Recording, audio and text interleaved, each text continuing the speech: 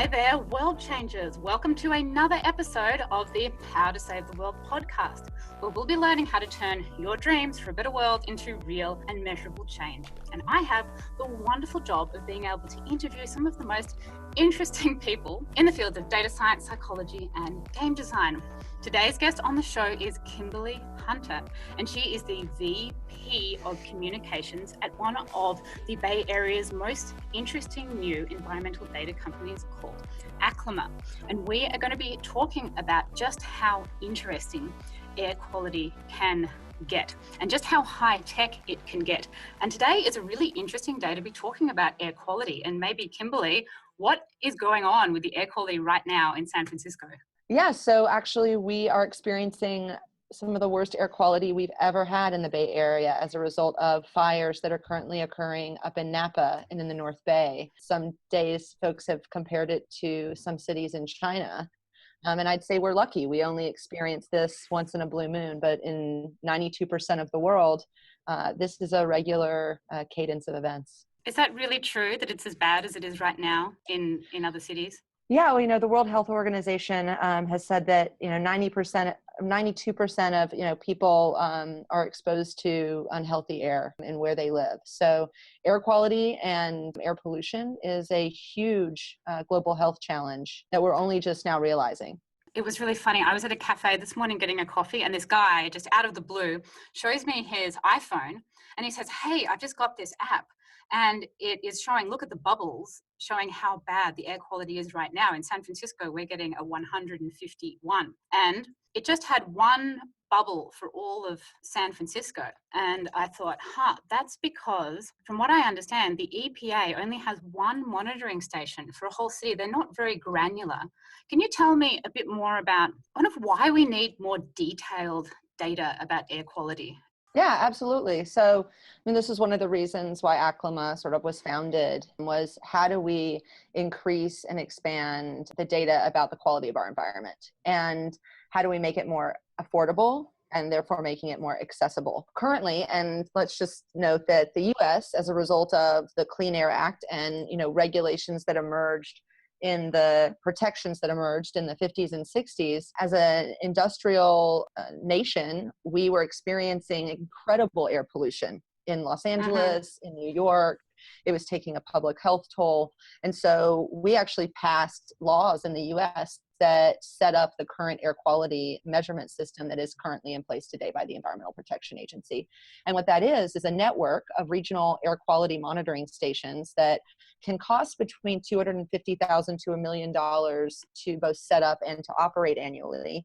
They are typically large size trailers that are measuring air quality over a 24-hour period that is then understanding whether a region is in compliance or not.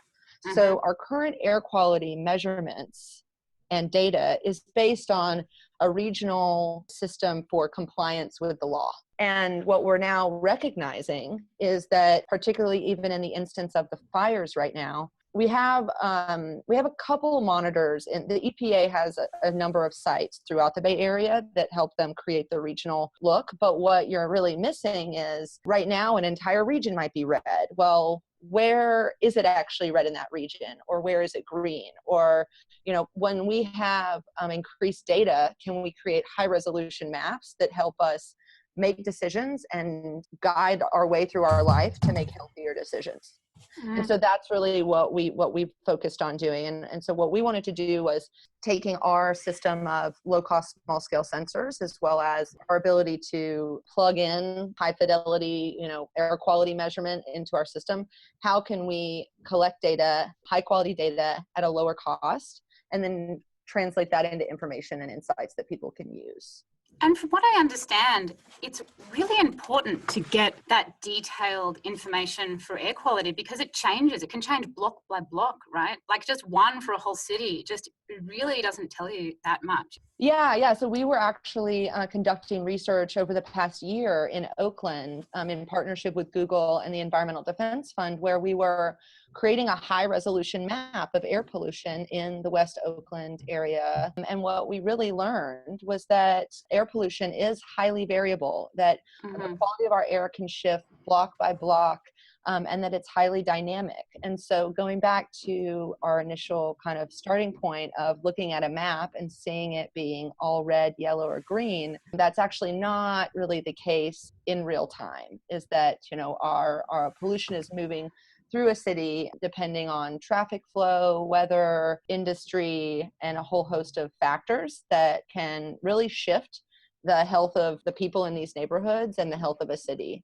Yeah, I remember I went to a talk that Aclima did in San Francisco recently, and the lines that were most red on the map of this air quality monitoring that was done were when the cars had to go up a hill really steeply. Every time I go up a steep hill in my car now, I'm thinking of that. I mean, just as an example for how granular data can really get into your mind and potentially facilitate change. I mean, nobody would know that if we couldn't see that information.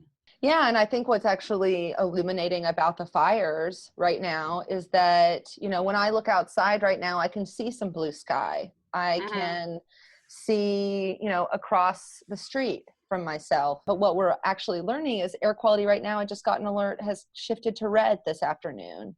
And that's because there are micro fine particles that are in the air as a result of this fire. So, yes, it's the pollution that you experience sort of on hills or with cars idling. But I think what helps us is when we become more aware of what we don't see or what we don't know, but that the circumstances that can change or shift our air quality, that's when we start to connect the dots, right? So now after you see those maps, when you are pulling onto the interstate and you're seeing the freeway backed up, you're thinking to yourself, you're almost visualizing in your mind like what the air quality could be. And before now, I don't think we've really thought about it in that sort of realistic detail. I mean, we were just chatting before we started about how there's this time that's happening. There's a confluence of technologies that have just happened that have enabled this really detailed data be able to come out that just wasn't available even 10 years ago. We couldn't do this. So what's happening in technology now that's suddenly making this super granular air quality monitoring? I mean, not just for air quality, but for all of these other different data metrics happening. Yeah. So, I mean, when we look at what's happened over the last 7 or 8 years, we have the convergence of and the emergence of low-cost sensors and more affordable technologies for measurement. We have cloud computing, which enables us to store enormous amounts of data and to work with that data within the cloud. We use Google Cloud. And then we also have machine learning and artificial intelligence. So that's accelerating our ability to combine data sets and really extract insights. So that actually creates the actionable component that is really necessary for change to occur. And so it's this confluence of technologies, as well as I think also through personal wearables, so Fitbits and other devices and technology that's emerged in the last 10 years. We've started to understand what the quantified self is, to understand how many steps I'm taking in a day, log my meals. I can really better manage my personal health and well-being as a result of some of these technologies. And we really see Aclima as being sort of a Fitbit for the planet so that we can use this environmental data and deliver it to different stakeholders to enable decision-making that improves both your own health as well as the planet's health. Yeah, I was really excited to see in your bio that you wrote the Fitbit for the planet, because I've been using that in a lot of my content as well. And I was like, right on, it's happening, Fitbit for the planet. We're all starting to get there now. But I think we might have just jumped ahead a little bit too much. I just wanted to make sure everyone who's listening understands what these projects are in terms of mapping the air quality. From what I understand, that you mapped all the air quality by street in both Oakland and San Francisco. And did you put air quality monitors on Google streetcars? Is that how it was done? Yeah, so we actually started mapping the indoor environment. So Aclima actually started deploying our technology inside of buildings to quantify the environment that affects health, productivity, and comfort for people. And then in the last 4 years, we took that sensing platform and shifted it to mapping the outdoors. And so we started in 2014, actually in Denver, where we equipped 3 Google Street View cars with sort of our sensing platform. There was actually a research project happening called Discover AQ at the time, and we were actually research and development partners with the Environmental Protection Agency. So we actually do research with the EPA on how do we advance small scale sensors and this next generation of measurement.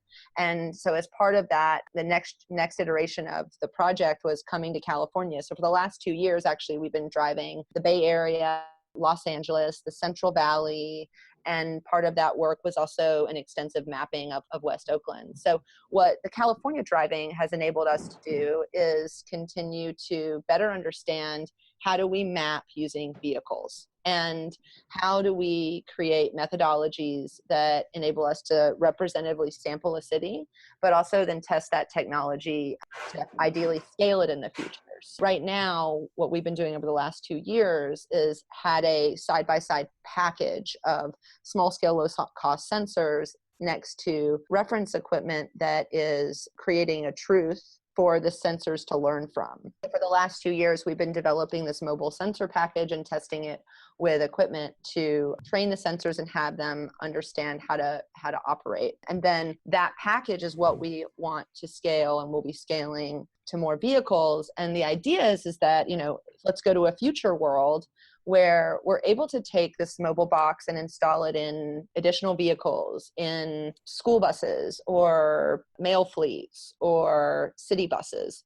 And then what you have is, through all of these different vehicles driving around in a city, we can actually have a real-time sort of network of measurement occurring across a large amount of space, as opposed to just a single unit of measurement in one place, which is currently, or what we see is the value of actually having a heterogeneous network, because we do sensor networks inside of buildings, we can do outdoor stationary as well as mobile. So we really see a world where, and this is kind of part of this idea that we're going to have trillions of sensors out in the world one day, and that environmental sensors will effectively be deployed in a way that we have this real-time data set that's telling me where I need the best way to walk to, pick up my dry cleaning, or if I'm going on a bike ride, what areas to go to choose during that time of day in that area.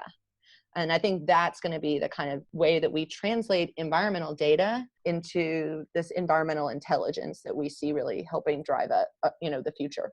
Yeah, so instead of that guy that showed me his phone this morning at coffee that just had one dot for all of San Francisco, what people will be able to see in this future is you'll be able to go right into where you're at, the specific address, the specific street, and you'll be able to get this real-time feed, sort of almost true to, maybe not the second, maybe the day, of what the air quality is like in that very specific area. And you've done those maps. You can see them for these whole districts.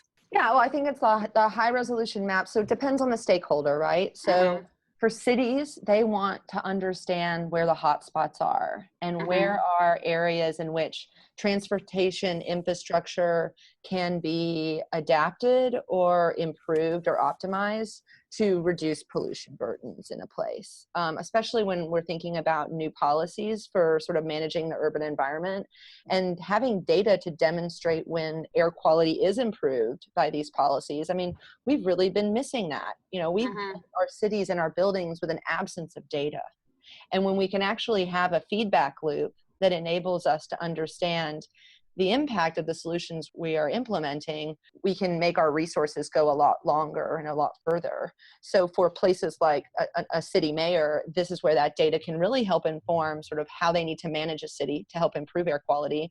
And then on the flip side, for a citizen, we want to see sort of environmental intelligence embedded in our day-to-day lives. So when I'm pulling up my Google Maps to go to Starbucks, not only can I choose the least polluted route or the most healthy way to get there, I can also potentially see what the pollution is like at Starbucks, or when it might get worse in the day. So it's not just real time, it's actually more to be able to feed models to ensure more predictive and better understanding of both present situations, but also future. So right now, the models are data starved, and that's why we have a more regional perspective. But with increased data, increased high quality data, we can help improve these models and create more predictive tools to manage air quality. And have you had any wins yet?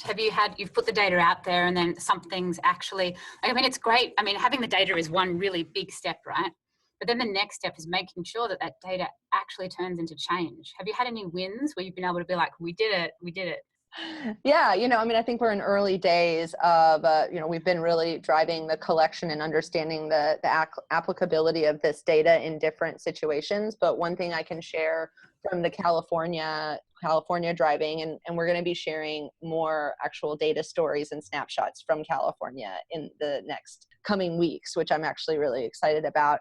But there was a situation where I was meeting with a chief sustainability officer in one of the cities that we had mapped, and showed him that there was actually a methane hotspot where there was a city bus refueling station. And this was just briefing him on sort of our ongoing efforts. Like, here are some things we're seeing. Is this the sort of stuff that cities would find a value? And he whipped out his phone and took a photo of that slide while I was sharing it.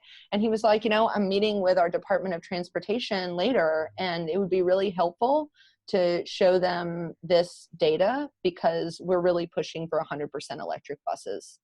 And if we can demonstrate that our natural gas buses are still creating greenhouse gas emissions, that is a data point that helps me drive the conversation towards sort of different solutions. So in a possible future, do you think that will Aclima really be able to deploy this type of technology and data around the whole world? Do you see that happening in the future?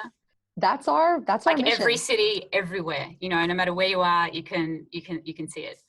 Yeah, I mean, that's why we were founded, and that's why we're structured the way we are. I mean, we're really designed to operate at scale and to try and figure out how to bring our technology into more cities, more buildings, more communities. When we look at sort of working with folks like Google, they have the sort of global infrastructure, and they see the value of this kind of data. And so that is our work in terms of we're looking for partners that want to expand the ability to collect this data, as well as folks that really want to use it. So yeah, we are on a big, ambitious mission to wrap the world in environmental data, and are working every day towards that.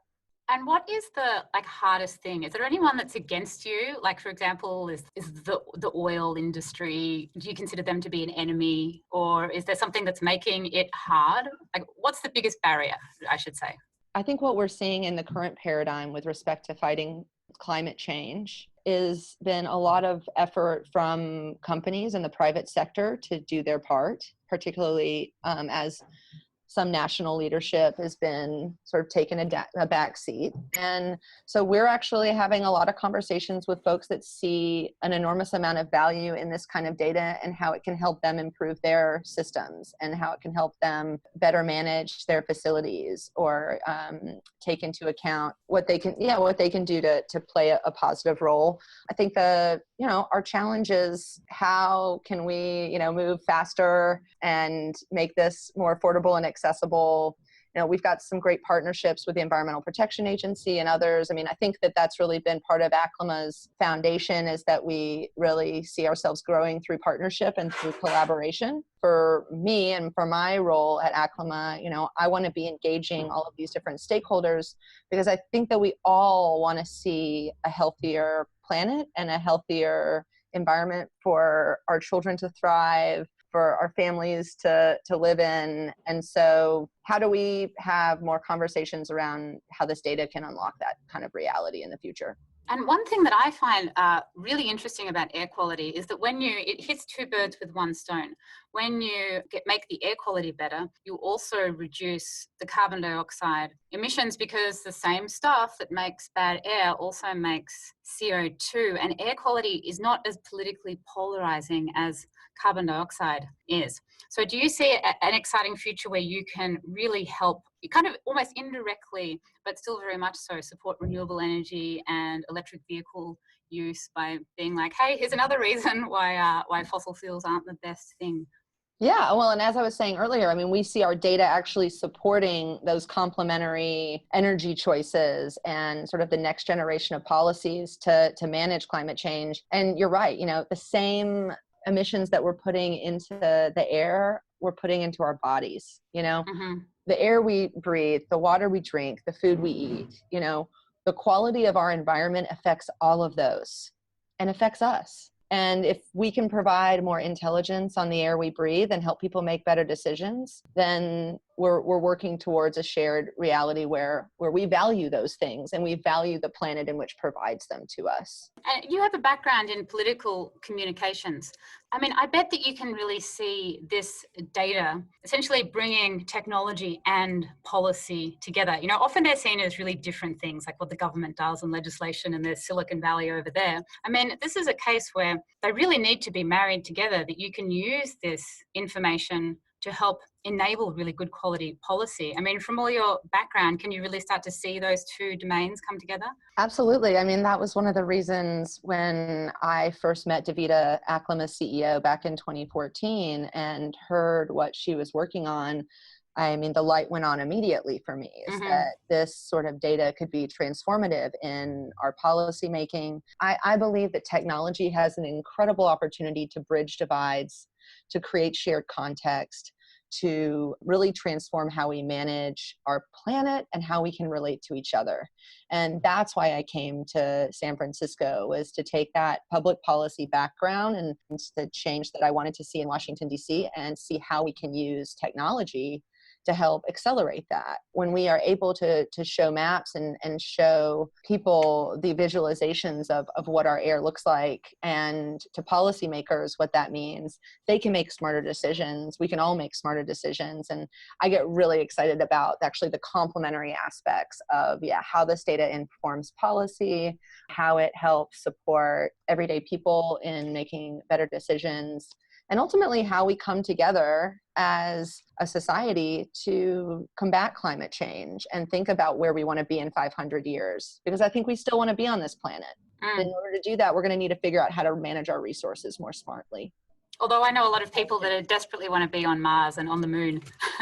And I'm like, well, we got to get this planet like working first if you're going to do that. So it's maybe a little bit out of order. Yeah, you know, I think that there's a couple different, there's different ways of looking at it. I think that our planet still has a really great shot.